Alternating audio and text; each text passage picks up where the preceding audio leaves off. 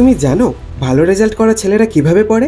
তাকে বাইরে থেকে দেখে মনে হয় নিশ্চয়ই ও খুব বেশি পড়ে, না খেয়ে না ঘুমিয়ে শুধু বই মুখস্থ করে। কিন্তু তুমি কি জানো ওর টোটাল স্টাডি টাইম দৈনিক মাত্র 5 থেকে 6 ঘন্টা। আর বাকি সময় ও নিজেকে গড়ে তুলছে, নিজের মনকে নিয়ন্ত্রণ করছে, নিজের জীবনকে প্ল্যান মাফিক চালাচ্ছে। এই ভিডিওতে আমি তোমাকে বলবো একজন ভালো স্টুডেন্টের 7 দিনের গোপন রুটিন। একটা ছেলেকে আমি ব্যক্তিগতভাবে গাইড করেছি, নাম ছিল পল্লব, দ্বাদশ শ্রেণীতে পড়ে।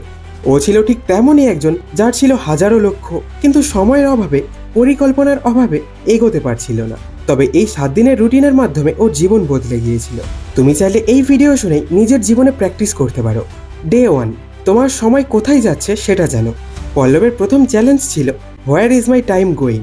সকালেও উঠে বলল আজ আমি খুব সিরিয়াসলি পড়বো, কিন্তু তারপর সোশ্যাল মিডিয়ায় একবার ঢুকতেই 1 ঘন্টা উধাও, আরেকবার বন্ধুর কল, তারপর মুভি, ব্যাস সারাদিন শেষ।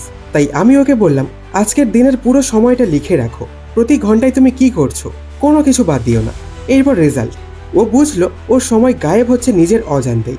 আমি বললাম যখন তুমি বুঝবে সময় কোথায় যাচ্ছে তখনই তুমি সময়কে ধরতে পারবে।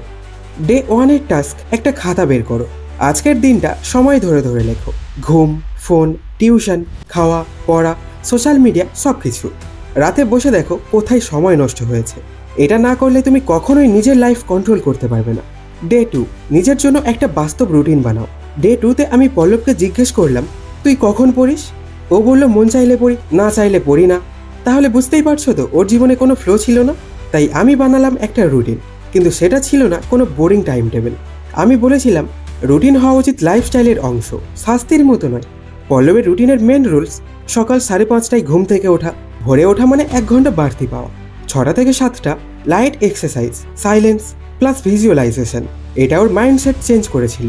7:30টা থেকে 8:30টা প্রথম স্টাডি ব্লক, সবচেয়ে কঠিন বিষয় এখানে পড়তো।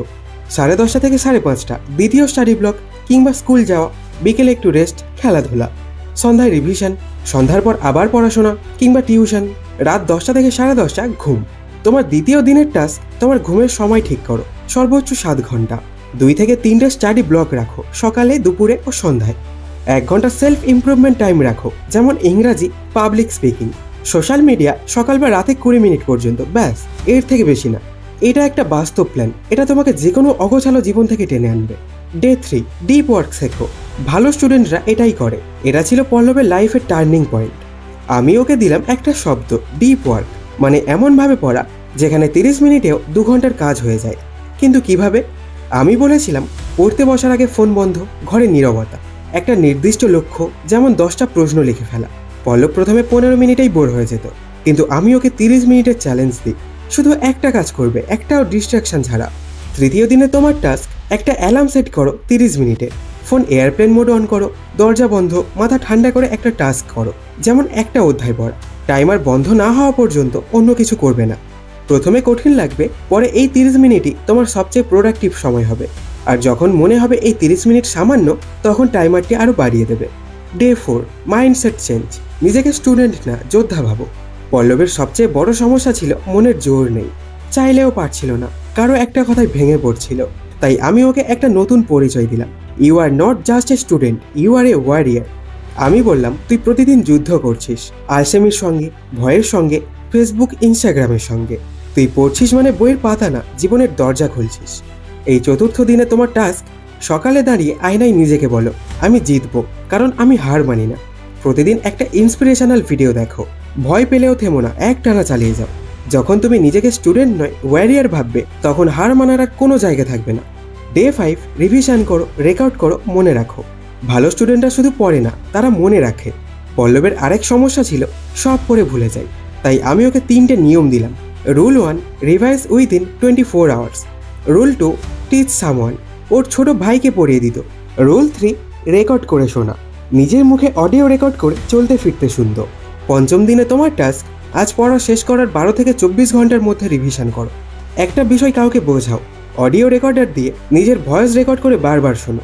আর পড়া মনে রাখার জন্য, সারা জীবনে যেন কখনো ভুলে না যাও, তার জন্য এই ভিডিওগুলো দেখতে পারো। এগুলো স্পেশালভাবে বানানো হয়েছে। রিভিশন মানে শুধু মনে রাখা নয়, এটা আত্মবিশ্বাস বাড়ায়। Day 6, distraction management. মনকে ট্রেন করো। পল্লব বলতো পড়তে বসি, কিন্তু টিকটক, ফেসবুক, ইনস্টাগ্রাম খুলে ফেলি। তাই আমি ওকে শিখিয়েছিলাম ডিস্ট্রাকশনের প্রতিকার নয়, প্রতিরোধ। আমি ওকে বলেছিলাম ডিস্ট্রাকশন আসার আগে নিজেকে সেফ জায়গায় রাখো। পড়ার সময় ওয়াইফাই, ডাটা বন্ধ, ফোন সাইলেন্ট, টেবিল গুছিয়ে পড়া, 1 ঘন্টা পড়ার পরে 5 মিনিটের বিরতি। এই 6ষ্ঠ দিনে তোমার টাস্ক, পড়ার ঘর থেকে ফোন, ল্যাপটপ, টিভি সব দূরে রাখো। পড়া শুরু হওয়ার আগে একটা ছোট গোল সেট করো, যেমন 2 পৃষ্ঠা শেষ করবে। যখন পড়তে ইচ্ছে করবে না তখন শুধু 5 মিনিট পড়ার চ্যালেঞ্জ নাও। ডিস্ট্রাকশন কখনোই হারায় না, কিন্তু তুমি জিততে শিখে যাবে। ডে 7 উইকলি রিভিউ, কি করেছিলে, কি শিখলে। এটাই ছিল পল্লবের গেম চেঞ্জার।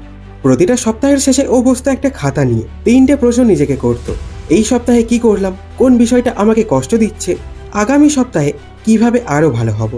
আমি বলতাম পড়াশোনার বাইরে নিজের মনকে বোঝার চেষ্টা করো, তবেই তুমি অন্যদের থেকে এগিয়ে যাবে।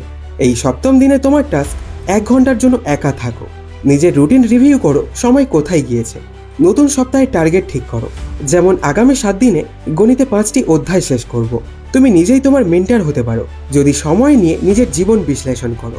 এই 7 দিনের রুটিন শুধু একটি শিডিউল নয়, এটা একটি মাইন্ডসেট শিফট, একটি যুদ্ধ, একটি জীবন পাল্টে দেওয়ার পদ্ধতি। পল্লব বদলে গিয়েছিল শুধু এই নিয়মগুলো অনুসরণ করে। তুমিও পারবে যদি আজ থেকেই শুরু করো। নিজেকে জিজ্ঞেস করো, আমার আজকের দিনটা কি একটা ভালো স্টুডেন্টের মতো কাটছে, না হলে শুরু করো এখন থেকেই। তুমি যদি এই রুটিন বাস্তব জীবনে ব্যবহার করো, তাহলে আগামী 7 দিনের মধ্যে তুমি নিজেই বুঝবে তোমার মধ্যে কত পোটেনশিয়াল ছিল যা তুমি কখনো দেখোনি। তো এই ভিডিওটা ভালো লাগলে একটা লাইক করো আর কমেন্টে জানাও এই 7 দিনের কোন দিনটা তোমার জীবনে সবচেয়ে বেশি দরকার। আর তুমি কি প্রস্তুত এই 7 দিনের চ্যালেঞ্জটি অ্যাকসেপ্ট করতে? তাহলে দেখা হচ্ছে পরের ভিডিওতে এক নতুন চ্যালেঞ্জ নিয়ে। ততক্ষণ পর্যন্ত মনে রেখো, ভালো স্টুডেন্ট জন্মায় না, গড়ে ওঠে। আর তুমি সেই গড়ার পথে আছো।